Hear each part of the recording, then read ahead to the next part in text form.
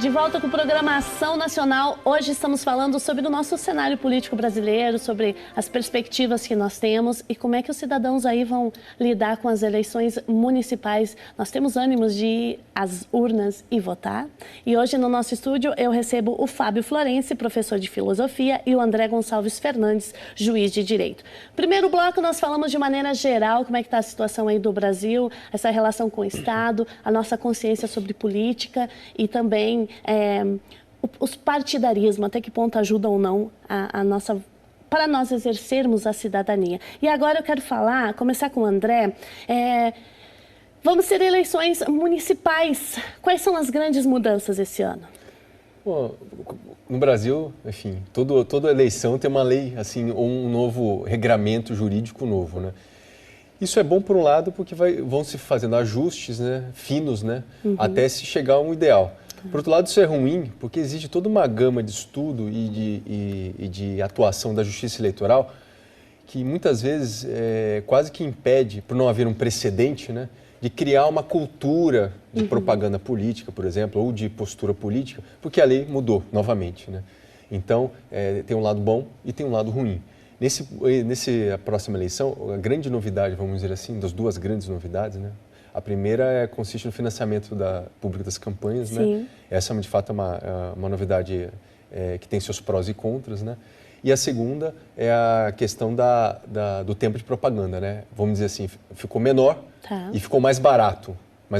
Né? Então, isso é uma grande vantagem, até pelo episódio que nós vivemos do Mensalão, mas, sobretudo, do Petrolão. Já se demonstrou que campanhas eleitorais regadas, certo, a dinheiro, dão aso, dão abertura a esquemas de corrupção que todos nós assistimos hoje, né? E o brasileiro, gente, não sei se vocês percebem isso, mas é um cansaço, né? Quando começa a campanha política, de novo a campanha política, de novo essas propagandas. Você acredita, Fábio, que as pessoas, de fato, não encontram mais motivação na política, especialmente em campanha política, porque as pessoas falam, gente, promete, mas e aí, vai cumprir o quê? Bom, eu queria aproveitar aqui para completar um raciocínio que eu comecei no bloco anterior. Eu dizia que, para Aristóteles, o Estado busca o fim mais elevado, que é a felicidade humana. Mas, como você bem mesmo chamou a atenção, o Estado brasileiro mostra que ele não consegue fazer isso ou que ele não faz isso propositalmente. Então, me lembrei de uma citação de um outro filósofo antigo que dizia que a corrupção do que é melhor se torna o que é pior, né? A corrupção do ótimo é o péssimo. Então, quando o Estado, que deveria buscar o que tem de melhor, não o faz, ele se torna a pior coisa, ele se torna o pior fardo sobre o cidadão. Então, a situação que eu vejo para a eleição desse ano é mais ou menos a seguinte: eu vejo um ceticismo disseminado entre os jovens e entre as pessoas com quem eu converso no cotidiano em relação à classe política atual. E eu vejo esse ceticismo especialmente porque o governo federal que está se concluindo, que está terminando e que governou o Brasil desde 2003, ele inaugurou aqui aquilo que Rui Barbosa chamou num de seus discursos de reino da mentira, né? Tudo é mentira. Então, o fato apresentado, o suposto fato de que foram tirados, a maior parte da população foi tirada da miséria, o fato supostamente alegado de que superamos o subdesenvolvimento, tudo era mentira. E tudo foi apresentado com ampla conivência de boa parte da imprensa e com ampla conivência de boa parte dos formadores de opinião. Então, isto cria, no jovem especialmente, uma situação de perplexidade. Isso cria uma situação de extremo ceticismo, de extremo desânimo com a atividade política.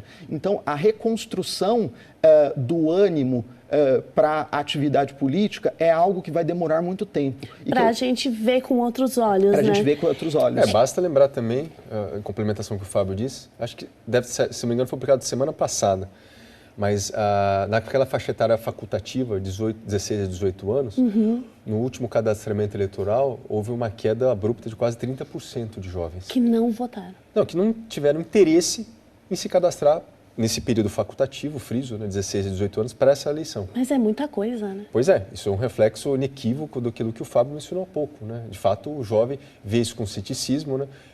Eu até entendo, né? ser cético nessa situação atual é muito conveniente, é muito bom também, sob certo aspecto, mas isso não pode cair num pessimismo. Né? Por quê? Porque nós vivemos um sistema, gostemos ou não, né? Um sistema democrático. Nosso sistema é representativo, é indireto.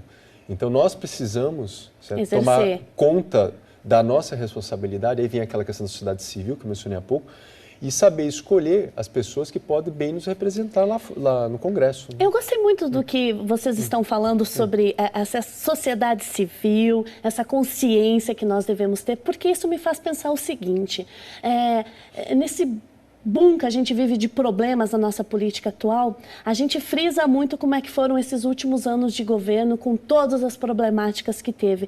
Mas o Brasil tem uma raiz histórica, política, que sempre teve problemas, né? Parece que o brasileiro sempre teve anseio de uma reforma política, de uma outra situação política no Brasil, que é fruto desses últimos anos de mandato, mas de mandatos anteriores. A nossa situação política sempre foi confusa. Como é que vocês enxergam essa questão da reforma política? Ela é necessária? Ela é importante para essa sociedade civil? É extremamente importante. Né? Eu gosto de 3 clássicos da política brasileira. São Sérgio Buarque de Holanda, o Gilberto Freire e o terceiro livro, que é do Raimundo Faoro, chama Os Donos do Poder. Esses 3 livros, principalmente o último, ele dá um quadro assim completo de qual é as fontes históricas do quadro hoje, atual, da realidade política brasileira. Então, essa reforma política, aí sim, eu vejo pela minha realidade assim como juiz eleitoral, certo? Ela no Brasil, ela só sai, ou só saiu no passado, né, quando nós tivemos períodos de exceção ou períodos autoritários. Isso é muito ruim, né, porque são precedentes que hoje, na minha opinião, não são mais realizáveis, né? E aí, eu digo, não só realizáveis, mas ainda bem que não são realizáveis. Ainda bem que não estamos mais num período de exceção e nem autoritário. Exato. Né? E no segundo momento, eu também vejo que essa reforma política só sai quando houver a consciência da classe política de que é necessário, aí sim, isso vai, e de certa maneira vai acabar atingindo a Constituição por meio de um projeto de emenda constitucional, isso é inevitável no Brasil, né? De um grupo de pessoas que esteja interessado em resolver isso como se fosse uma comissão constituinte. Estabelece novos parâmetros, só que essas pessoas que vão estabelecer esses parâmetros, elas não vão ser beneficiadas por esses novos parâmetros. Só sai assim, essa é a minha opinião. Porque se enquanto os donos do poder ainda estiverem legislando sobre esse assunto de reforma política, com a perspectiva de continuidade nos assentos do poder, na minha opinião, não sai nada. Ou saem algumas coisas bem pontuais, localizadas. Mas nada uma reforma. Como se fosse uma nova coluna vertebral para o sistema político brasileiro, na minha opinião, não sai. E ainda acrescento ainda, porque um outro dado sociológico é que a nossa classe política ela é analfabeta mesmo, em todos os sentidos, né? Analfabeta moral, analfabeta política e ainda é analfabeta do ponto de vista estritamente educacional, certo? Então eu já convivi, não agora, né? Mas no meu começo de carreira, eu sou juiz e eu vou completar 18 anos de carreira, eu já convivi com prefeitos que eu me perguntava o que esse sujeito está fazendo aí, como é que ele foi eleito, ele não sabe nem ler, não sabe nem escrever. Ele não tem noção mínimo de instituições políticas. Não defendo aqui uma oligarquia, longe disso. Mas para ocupar um cargo público, pela minha experiência, não tem a menor dúvida, né? De que a pessoa precisa ter um mínimo de preparação, não só educacional, moral, mas também intelectual. Porque, do contrário, vira massa de manobra para os espertalhões que estão desde sempre no poder. Exatamente, porque nós temos, e aí, Fábio, você pode iluminar aí a nossa conversa, né, com a sua formação, nós temos pessoas que reinam no poder há muito tempo no Brasil e que não saem de lá. E aí, quando a gente fala em reforma política, o que você pontualizaria, Fábio? Número de candidatos, número de vereadores, uma nova estrutura de governo, como é que você vê? Para falar um pouco sobre reforma política, eu daria uma resposta que pode parecer surpreendente. Eu penso que o que falta hoje em dia para nós realmente pensarmos uma reforma política falta uma reflexão mais profunda a respeito de vocações. Nós precisamos pensar melhor quais que são as nossas verdadeiras vocações, tanto individuais, quanto qual é a nossa vocação como país, o que nós buscamos como país. Existem, como o doutor André mencionou agora há pouco, existem pessoas exercendo funções públicas, pessoas claramente não vocacionadas para o exercício de função pública. Assim como existem pessoas no meio acadêmico claramente não vocacionadas para o exercício de atividade docente. Então, o que nós precisamos fazer no Brasil para evitarmos o que nós vimos nos últimos 12 anos, que é a instalação do reino da mentira, como dizia Rui Barbosa, é uma reflexão mais profunda sobre as nossas vocações. E quem é aquela pessoa que é realmente vocacionada para a política? Aquela pessoa que é realmente vocacionada para a política é aquela pessoa que tem um chamado interior para o exercício do poder. Só que é aquela pessoa que tem um chamado interior para o exercício do poder para efetuar grandes realizações. E aí, Fábio, se tocou numa questão muito delicada. Exercício do poder, né, Fábio? Isso. Você tem que ter muita maturidade, porque poder, como a palavra diz, é uma autoridade, e essa autoridade pode virar autoritarismo. E aí, gente, eu queria trazer uma outra questão, acho que foi bem pontuado também isso, até que ponto a gente está preparado interiormente e concretamente, como foi falado.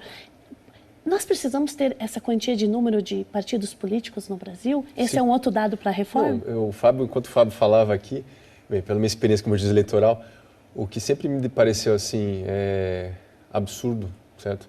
É que o nosso sistema ele não é pluripartidário, ele é caoticamente pluripartidário. Nós temos mais de 30 partidos, a Constituição Federal é a grande vilã disso, a Constituição Cidadã, deixo claro isso, né? Do finado Ulisses Guimarães. Depois, em 2006, o Supremo fez o desfavor de rejeitar a cláusula de barreira para a formação de partidos. Novos partidos, você diz. Exatamente. Então, hoje você tem um quadro simplesmente inviável, eu diria, inviável do ponto de vista partidário.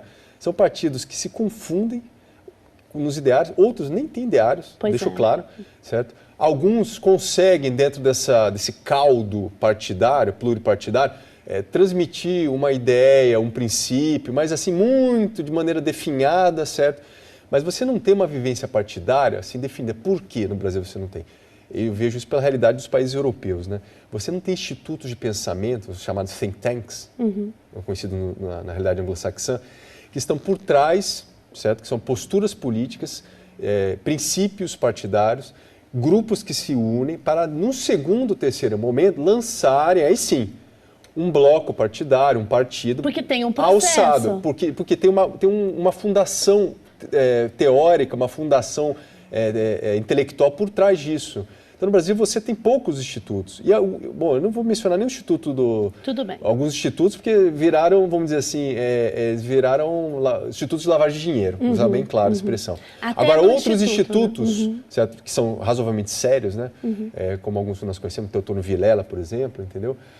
São institutos que começaram como um embrião disso, mas, infelizmente, não foram adiante. Porque no Brasil não existe o que o Fábio mencionou. Porque não há um interesse? Não há interesse. O interesse que há é de manutenção do poder do status quo. Essa é a minha opinião. Dos mesmos políticos de sempre, das raposas e das novas, das crias dessas raposas. É a manutenção do poder. Então você vê hoje cenários, e isso infelizmente é muito comum, de falta de fidelidade partidária, em que o sujeito, que vamos dizer assim, vejo hoje na sucessão paulistana, o candidato hoje que vai sair com o atual prefeito, ele já transitou por uns 3, 4 partidos. Pois é, e aí a minha grande pergunta Eu pergunto, ele tem integridade? Qual é a identidade dessa pessoa? E olha, eu vou voltar para falar desse assunto, o nosso bloco já estourou, a gente vai para o intervalo, voltar já já.